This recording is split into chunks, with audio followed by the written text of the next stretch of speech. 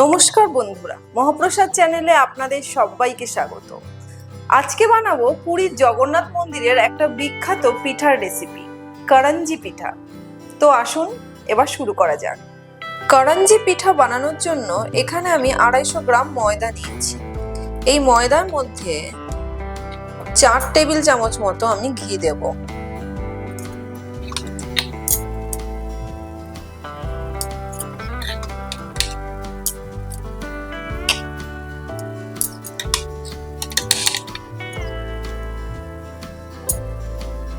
আড়াইশো গ্রাম ময়দাতে আমি 4 টেবিল চামচ মতো ঘি দিলাম। এবার প্রথমে ঘিয়ের সঙ্গে ময়দাটাকে খুব ভালো করে মেখে নেব।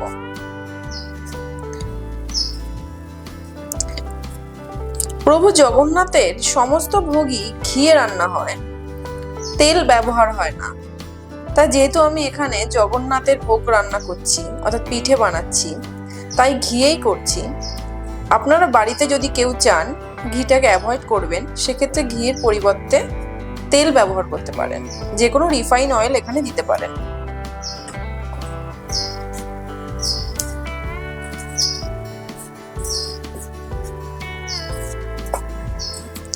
খুব ভালো করে ঘিয়ের সঙ্গে ময়দাটাকে মাখতে হবে। প্রথমে আমি 250 গ্রাম ময়দাতে 4 টেবিল চামচ মতো ঘি দিলাম। দিয়ে প্রথমে একটু মেখে দেখছি। জড়ো হচ্ছে, বাট এখানে আরো 1 টেবিল চামচ মতো ঘি লাগবে, তা না হলে পিঠাটা খাস্তা হবে না।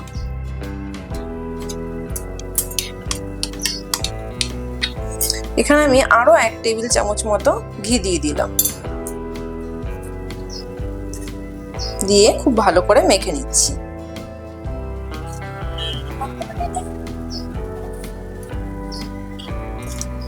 ঘিটা একটু বেশি হলে ক্ষতি নেই, বাট কম হলে নরম হয়ে যাবে, পিঠাটা খাস্তা হবে না।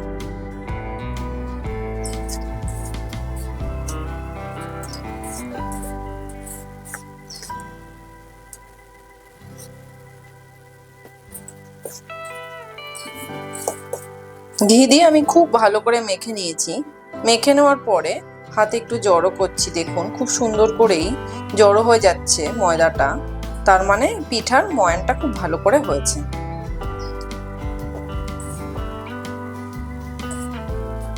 এবার আমি এর মধ্যে একটু একটু করে জল দেব, আর লুচির যেভাবে ডো তৈরি করা হয় ময়দাটাকে মেখে, সেই রকম ভাবে একটা ডো বানিয়ে নেব।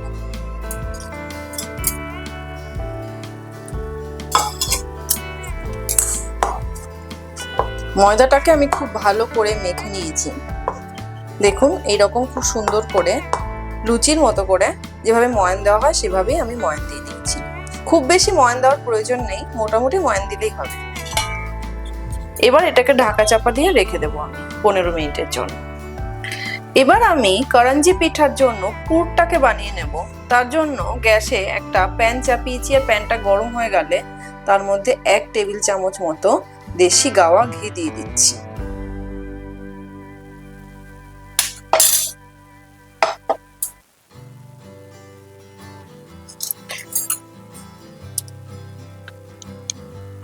ঘিটা গলতে গলতেই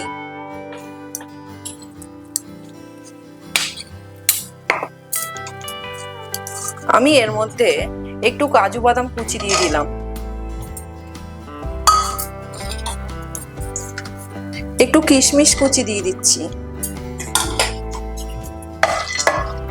দিয়ে ঘিয়ের সঙ্গে এটাকে একটু হালকা করে নাড়াচাড়া করে দিচ্ছি।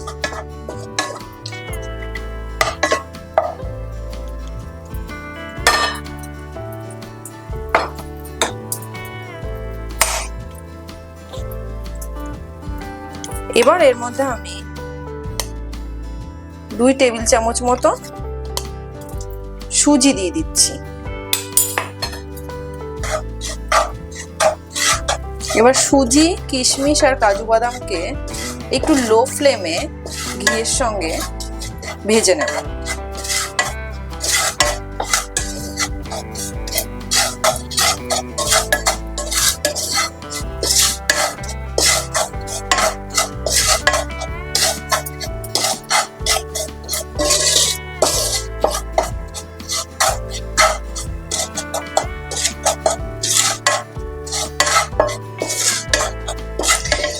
অনেকে পেস্তা বাদামও দিতে পারেন। তবে পুরী জগন্নাথ মন্দির ঠিক যেরকম ভাবে কারাঞ্জি পিঠে বানানো হয়, আমি আজকে ঠিক সেই রকম পদ্ধতিতেই পিঠেটা বানাচ্ছি।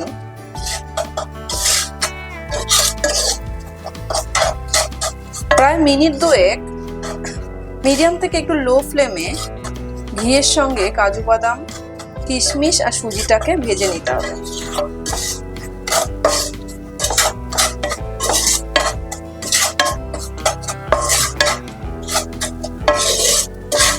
এবার গ্যাসের ফ্লেমটা আমি বন্ধ করে দিচ্ছি আর এই পুরটাকে নামিয়ে নিচ্ছি। এটাকে নামিয়ে নেওয়ার পরে ওই প্যানের মধ্যে আমি একটা গোটা নারকেলকে কুড়িয়ে রেখেছিলাম, সেই নারকেল কোড়াটা দিয়ে দিচ্ছি।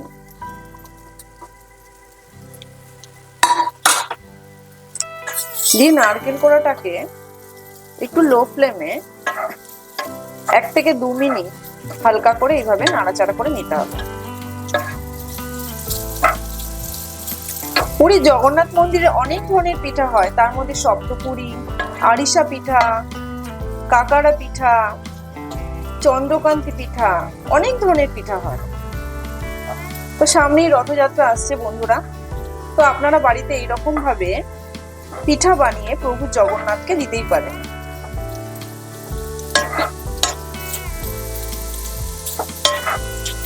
এইভাবে প্রায় 2 মিনিট ধরে লো ফ্লেমে নারকেলটাকে একটু ভেজে নিতে হবে, যাতে নারকেলের মধ্যে যে একটা দুধ থাকে না, সেটা একটু টেনে যায়। আমি এখানে নারকেল কুড়িয়ে দিয়েছি, আপনারা চাইলে নারকেল গ্রেট করেও দিতে পারেন।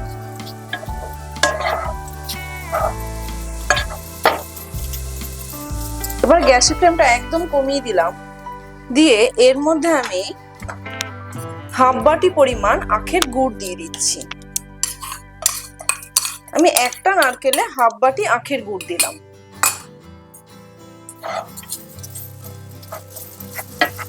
এবার আখের গুড়ের সঙ্গে নারকেলটাকে মিশিয়ে নিচ্ছি। গ্যাসের ফ্লেমটা কিন্তু কোনোভাবেই হাই করবেন না, তাহলে পুরটা পুড়ে যাওয়ার সম্ভাবনা থাকে। তাই মিডিয়াম থেকে একটু লো ফ্লেমেই হাতে সময় নিয়ে প্রভু জগন্নাথের জন্য এই পিঠাটা বানাবেন। প্রভু জগন্নাথের 56 ভোগের মধ্যে অনেক কিছু দেওয়া হয়, যদিও সবকিছু রান্না করে না, খুব সিম্পল রেসিপিও থাকে। যেমন দুধ ভাত দেওয়া হয়, দই ভাত দেওয়া হয়, করলা ভাজা দেওয়া হয়, কলা ছোট ছোট করে কেটে সেগুলোকে দেওয়া হয়, নিমকি দেওয়া হয়, গজা দেওয়া হয়, পাখাল ভাতা মানে পান্তা ভাত যেটা দই দিয়ে করা হয় সেইটা দেওয়া হয়। অনেক সুন্দর সুন্দর রেসিপি থাকে।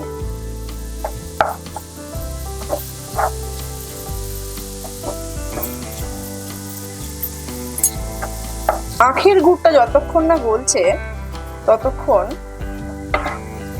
একটু আস্তে আস্তে এইভাবে স্প্যাচুলা দিয়ে গুড়টাকে ম্যাশ করে দিতে হবে।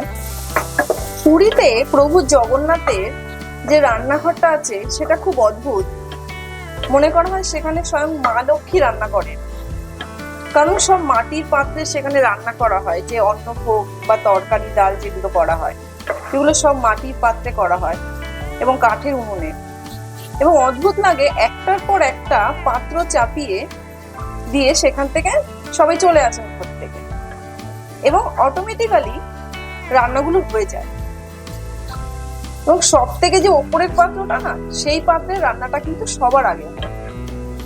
মনে করা হয় স্বয়ং মা লক্ষ্মী এসে জগন্নাথ দেবের জন্য ভোগ রান্না করেন। তো আপনারা কেউ পুরী জগন্নাথ মন্দিরে গেলে অবশ্যই রান্নাঘরটিকে দেখবেন, দর্শন করবেন, খুব ভালো লাগবে।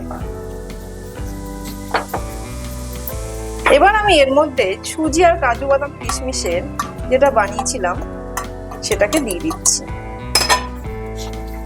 দিয়ে মিশিয়ে দিচ্ছি। এই পিঠাটাকে অনেকে গুজিয়াও বলে থাকেন, কিন্তু যেহেতু আমি পুরী জগন্নাথ মন্দিরের মানে ফেমাস যেটা পিঠা সেই হিসাবেই করছি, সেজন্য উড়িয়া ভাষাতে এই পিঠাটাকে বলা হয় কারাঞ্জি। আর পুরী জগন্নাথ মন্দিরে না এই পিঠাটা এবার গুড়েই বানানো হয়। কেউ চাইলে চিনিতেও বানাতে পারেন, কিন্তু জগন্নাথ মন্দিরে ঠিক এইরকম আখের গুড় দিয়ে বানানো হয়।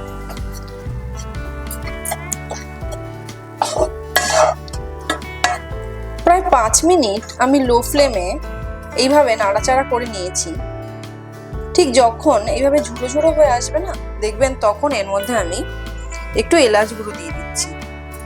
আমি এখানে হাফ টেবিল চামচ মতো এলাচ গুঁড়ো নিয়েছি, সেই এলাচ গুঁড়োটাকে দিয়ে দিচ্ছি। এবার এলাচ গুঁড়ো দিয়ে খুব ভালো করে পুরটাকে মিশিয়ে নেব।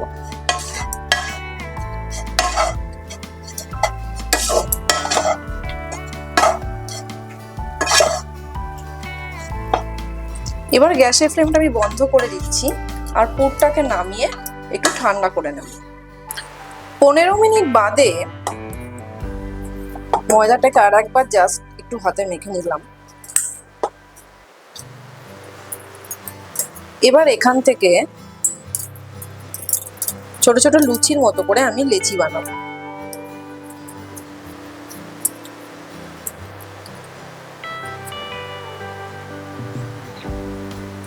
দেখুন এইরকম ভাবে আমি লেচি বানাচ্ছি।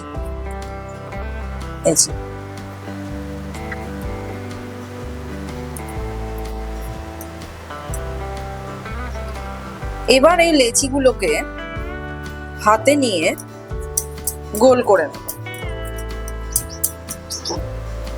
এইরকম গোল করে লুচির যেভাবে লেচি তৈরি হয় সেইভাবে গোল গোল করে রেখে দিচ্ছি। এবার আমি লুচিগুলোকে বেলে নেব। তার আগে এখানে আমি একটু ঘি লাগিয়ে নিয়েছি। আর দেখুন আমি লেচিগুলো কিন্তু মিডিয়াম সাইজের করেছি।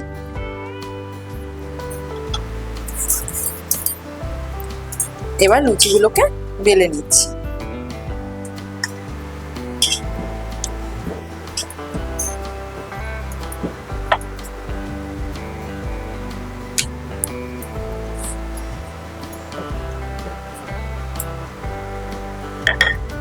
লুচিগুলো দেখুন আমি কিন্তু খুব পাতলা করিনি, ঠিক মিডিয়াম ভাবে লুচিগুলোকে বেলে নিচ্ছি। এইরকম, এই দেখুন সাইডগুলো দেখুন, খুব কিন্তু পাতলা করা যাবে না।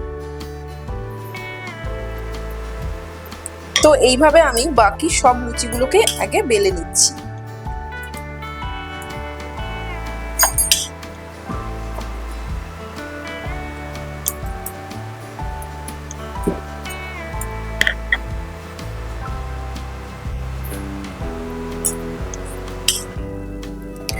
এবার আমি পিঠাগুলোকে বানিয়ে নেব।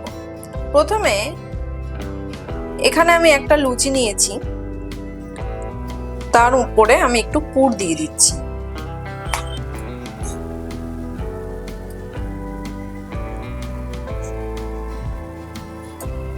পুরটা একটু মাঝখান করে এইভাবে দেবেন।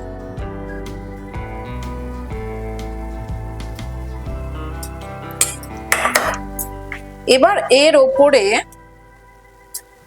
আমি আর একটা লুচি এরকম করে দিয়ে দিচ্ছি। এবার এই সাইডগুলোতে আমি একটু হালকা করে জল লাগিয়ে দিচ্ছি।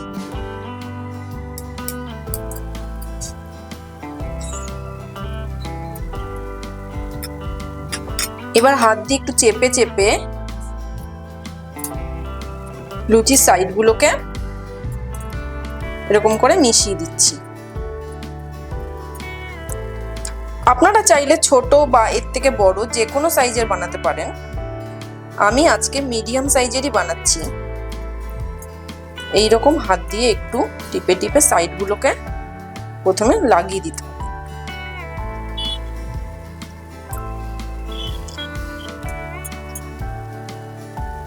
এবার এই সাইডগুলো দেখেছেন পুরো আমি হাত দিয়ে কি সুন্দর করে লাগিয়ে দিয়েছি। এবার সাইডগুলোকে আমি মুড়ে দেব।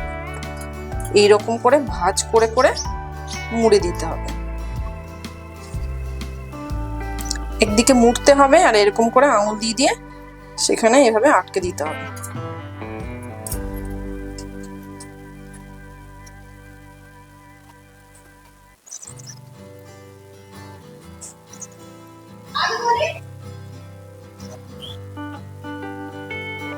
একটু ঘুরিয়ে নিচ্ছি আমি।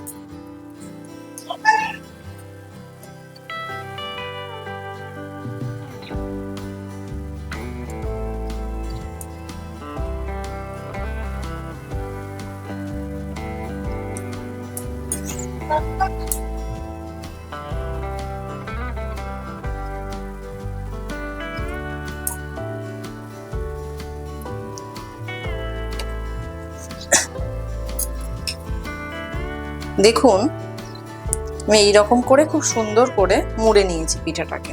দেখতেই পাচ্ছেন কি সুন্দর দেখতে হচ্ছে। তো এটাকে আমি রেখে দিচ্ছি। একইভাবে পরের পিঠাটা বানানোর জন্য এখানে আরেকটু ঘি লাগিয়ে দিচ্ছি, না হলে আটকে যাওয়ার সম্ভাবনা থাকবে। আবার একইভাবে এইখানে এরকম ভাবে পুরি দেব বা লুচি দেব, আর এইখানে একইভাবে পুর দিচ্ছি।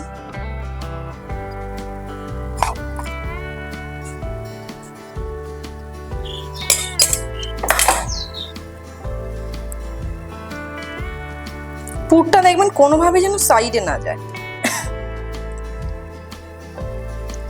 এবার একইভাবে এর ওপরে আমি একটা লুচি দেবো, তার আগে হালকা করে সাইডে একটু আগে থেকে জল লাগিয়ে নিচ্ছি। খুব বেশি জল লাগানোর প্রয়োজন নেই, হালকা একটু লাগিয়ে নিলেই হবে। এবার একই পদ্ধতিতে এইভাবে বানিয়ে নেব সব লুচিগুলোকে।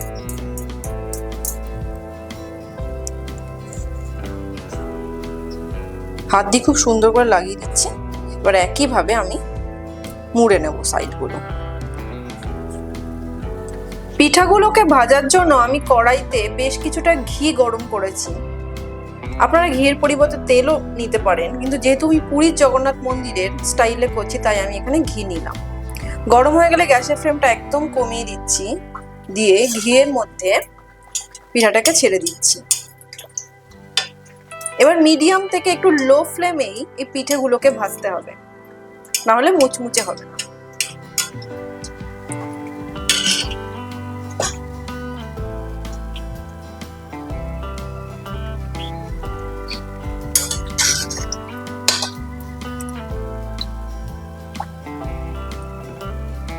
এইভাবে লো ফ্লেমে ভাজলে পিঠাগুলো খুব সুন্দর মুচমুচে হয়।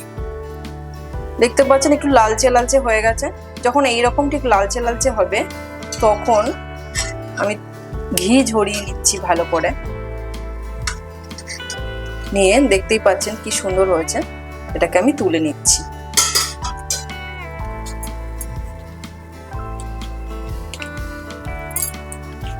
একইভাবে বাকি পিঠাগুলোকেও ভেজে নেব। সব পিঠাগুলোকে আমি থালাতে প্রভু জগন্নাথের জন্য সাজিয়ে নিয়েছি। এবার এর ওপরে একটা তুলসী পাতা দিয়ে দিচ্ছি, কারণ তুলসী পাতা ছাড়া জগন্নাথ দেবের ভোগ অসম্পূর্ণ। তো বন্ধুরা, আজকের এই কারাঞ্জি পিঠে আপনাদের কেমন লাগলো তা কিন্তু আমাকে জানাতে ভুলবেন না। আর ভালো লাগলে ভিডিওটিকে একটা লাইক করবেন, হাইপ করবেন, আর চ্যানেলটিকে সাবস্ক্রাইব করে আমাদের পাশে থাকার জন্য অনুরোধ রইল। আজকের মতো তাহলে এই পর্যন্তই। আবার চলে আসবো পরের পর্বে নতুন কোনো রেসিপি নিয়ে। ততক্ষণ সবাই ভালো থাকবেন। জয় জগন্নাথ।